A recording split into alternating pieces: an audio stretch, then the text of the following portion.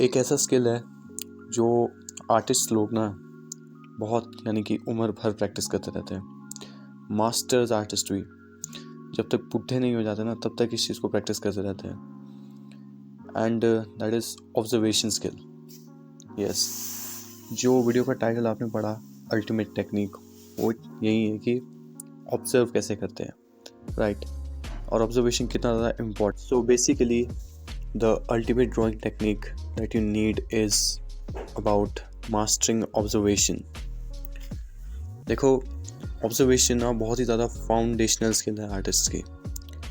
And ये एक ऐसी स्किल है जो ओवरऑल तुम्हारी आर्ट जर्नी को इम्प्रूव करने में, या फिर कह लो तो अपनी आर्ट जर्नी में तुम्हें इम्प्रूव करने में बहुत ज़्यादा हेल्प करेगी। सो आज के इस वीडियो में तुम्हें वही कुछ टिप्स भी बताऊँगा जिस तरीके से तुम लोग इस स्किल को जो है ना अपने अंदर नंबर 1 टिप ऑब्वियसली वही जो मैं हर जगह आपको बताता रहता हूँ। जब भी आप किसी भी सब्जेक्ट को ड्रॉ करने बैठते हो ना तो उस सब्जेक्ट को बेसिक शेप्स सर्कल्स में ब्रेक डाउन कर लो, राइट? कहने का मतलब ये कि एक डिटेल पे पूरा ऑब्जर्वेशन मत करो, पहले एक ओवरऑल कंपोजिशन देखो। ओवरऑल देखो कि वो चीज़ कहाँ पर कितनी और किस एंगल में बैठी हुई है, राइट? और उसे शेप्स में ब्रेक डाउन करना स्टार्ट करो। अगर तुम इस तरीके से ऑब्जर्व करोगे ना तो ये तुम्हें ज़्यादा बेटर हेल्प करेगा, बजाय इसके कि तुम डायरेक्ट किसी डिटेल को पकड़ो और उससे ड्रॉ करना स्टार्ट करो पूरा पिक्चर। वो एक सही approach. Second tip, gesture drawing. अब देखो, इस टिप में ना आप लोग मोस्टली उन्हीं स्केच को प्रैक्टिस करोगे, लाइक क्विक स्केचेस करोगे, समझ रहे हो? किसी भी सब्जेक्ट को पकड़ो एंड क्विक स्केचेस करना स्टार्ट कर दो। तुम्हारा मोटिव इस चीज़ में यही होना चाहिए कि तुम अपने सब्जेक्ट या फिर उस पोज की जो एनर्जी है और फ्लो है उसे कैप्चर करने की कोशिश करो। एकदम क्विक स्केच जो तुम्हारे बिल्कुल 5 से 10 मिनट में बन के ख़त्म हो जाने चाहिए। उतने टाइम में तुम लोग अगर एक अपने सब्जेक्ट की एनर्जी फ्लो को कैप्चर कर पाते हो तो समझ जाना कि तुम लोग इसे सही तरीके से प्रैक्टिस कर रहे हो। एंड ये तुम्हारा मोटिव रहेगा। तुम्हें डिटेल पे ध्यान नहीं देना है, just simply go for the movement and flow of the sketch. And third tip is master the value of light and dark. And देखो, इस कॉन्सेप्ट को ना मैंने अपनी शायद प्रीवियस वीडियोस में बहुत ही अच्छे तरीके से एक्सप्लेन किया हुआ है। तो अगर तुम लोग इस चीज़ को ज़्यादा अच्छे तरीके से समझना चाहते हो तो तुम वो वाला वीडियो देख सकते हो, मेरे चैनल पे तुम्हें मिल जाएगा।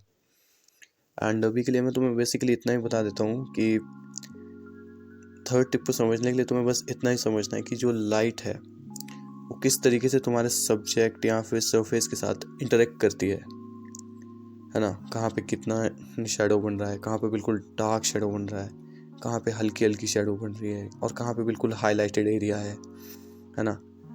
ये सब चीज़ों को ध्यान में रखना ही बेसिकली तुम्हारा थर्ड टिप के अंडर में। Fourth and last tip is refine your drawing every time. देखो, जब भी तुम कोई सा भी स्केच बनाते हो ना तो सिर्फ ऐसा मत कर दो कि उस स्केच को बना के तुमने छोड़ दिया, राइट? ठीक है, या फिर उस सब्जेक्ट को बनाना छोड़ दिया। मतलब ऐसा भी नहीं है कि तुम लोग एक ही बारी में सब कुछ परफेक्ट कर लोगे, राइट? तुम्हें अपने उस स्केच को कम से कम एटलीस्ट 20 से 25 बार तुम्हें कम से कम उसे रिफाइन करते रहना पड़ेगा, राइट? बार बार उसके ऊपर स्केच करते रहना पड़ेगा, बार बार उसी स्केच के ऊपर तुम्हें इम्प्रूवमेंट करते रहना पड़ेगा। एंड जब तुम लोग इस चीज़ को प्रैक्टिस करने लगोगे ना तो यही चीज़ तुम्हारे ऑब्जर्वेशन स्किल को एक्चुअल में डेवलप करना स्टार्ट करेगी। बिकॉज देखो, जब तुम लोग एक स्केच बनाओगे, रफ स्केच बनाओगे, राइट, फटाफट चीज़ें कर लोगे तो वो चीज़ें हो गया कि तुमने स्टडी कर लिया कि तुमने कितने सब्जेक्ट को अपने तरीके से समझा है कि वो कैसा है और कितना है, कितने स्पेस में है और कैसे उस पर लाइट पड़ रही है, राइट? ये सारी चीज़ें। और जब तुम लोग उसे बार बार रिफाइन करने का स्टार्ट करोगे ना तो रिफाइनिंग करने से होगा ये कि तुम्हें पता चलेगा कि तुम्हारी मिस्टेक्स क्या हो रही थी, या फिर शायद ये चीज़ ऐसे नहीं ऐसी थी, राइट? तो ये सबसे बड़ा फ़ायदा रहेगा रिफाइन का। तो इसी तरीके से तुम लोगों को बार बार रिफाइन करते रहना है। ऐसा मत सोचो कि तुम एक ही बार में परफेक्ट कर लोगे, तुम्हें 1000 बार कम से कम अपनी ड्राइंग को रिफाइन करना पड़ेगा, अपने स्केचेस को। एंड बड़े बड़े आर्टिस्ट भी एक ही बारी में पूरा सिंगल पीस ऑफ ड्राइंग तैयार नहीं कर देते कि उठे बस एक ही बारी में पेंसिल घुमाई और सब बन गया। वैसा नहीं होता है, क्योंकि वो जो मास्टर्स आर्टिस्ट होते हैं ना वो लोग कम से कम 1000 बार अपनी ड्राइंग को रिफाइन करते हैं, उठते हैं, बिल्ड करते हैं, कुछ गलती हो जाती है तो उसे ठीक करते हैं, अगेन बिल्ड करते हैं, अगेन ड्रॉ करते हैं, कुछ इम्प्रूवमेंट दिखती है तो फिर और इम्प्रूवमेंट करते हैं।